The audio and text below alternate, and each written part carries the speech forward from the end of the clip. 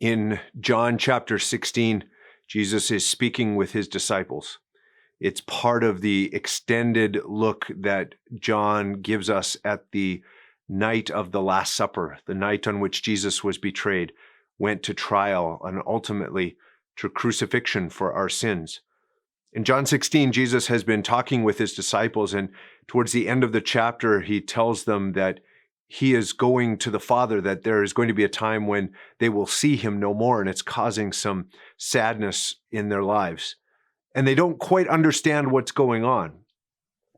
But there's this little piece right at the end of what we know as John 16. And of course, John didn't write in chapters and verses, they were assigned later. But what we know as the end of chapter 16, Jesus is talking to his disciples, and he says, all of these things I say to you so that you will have peace.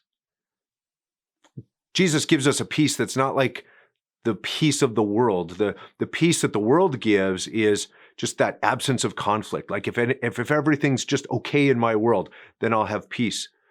But the peace that Jesus brings is, first of all, peace with God, reconciliation between God and people.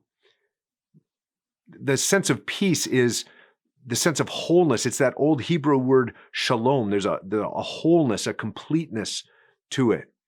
And so what Christian peace is, what the peace of Jesus is it's not making sure that everything's okay. It's in the midst of a world that is not okay. And even in the midst of a life of mine that's not okay, I have this sense of wholeness, of completeness. It's not looking around at the world, and we're looking around at the world and we're seeing everything is not okay. But we rest on this good news that we have, that Jesus goes on at the end of John 16 to say, in this world you will have trouble, or some translations say tribulation.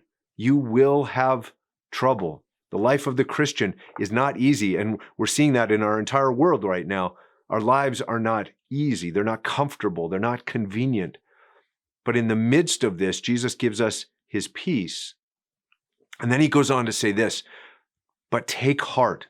I have overcome the world. In this world, you will have trouble, but take heart. I have overcome the world.